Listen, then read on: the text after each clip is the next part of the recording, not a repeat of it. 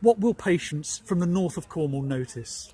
Hopefully nothing. I would say they may notice a little delay in their routine surgery for outside the 18-week if they're one of the more constrained specialities. But clinically and safety-wise, I would hope they notice no impacts at all. I mean, it could be said that the real interest in this is political because it sheds quite a light on the relationship between private sector and the public face of commissioning in the health service, doesn't it? It all went wrong.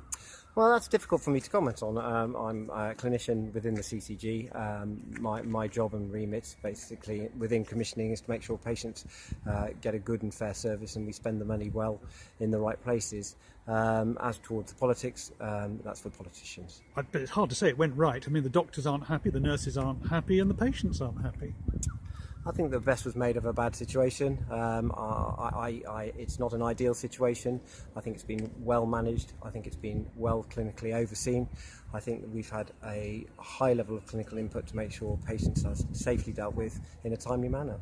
It's hard to see how Ramsay Healthcare, private sector provider based in Australia, who made profits of £500 million, last year. It's hard to see how they're the losers in this because they're keeping a large part of the work from their own facility at the Duchy Hospital. I couldn't possibly comment. My involvement, go on, try. No, I couldn't possibly, and my involvement with this is, as I said, to make sure there's good clinical oversight to any decisions that are made within a CCG, and that's a positive. I think that's a first-time positive. What about the building itself? There's talk in Bodmin that local GPs are eyeing it up with a view to turning it into some kind of super surgery.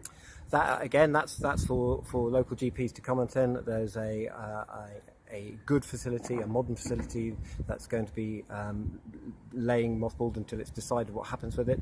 And I think suggestions will be coming thick and fast, I would hope, of what the next stage is for Bodmin. How long do you think it might be mothballed? Because that's not cheap itself. Again, that entirely depends on the ongoing STP plans, ongoing future suggestions. There are no plans in the offing at the moment. Do you think we could be having a discussion in 6 months' time as to why the Bodmin Treatment Centre is still not being used for the health service? I hope not, but I don't have a crystal ball.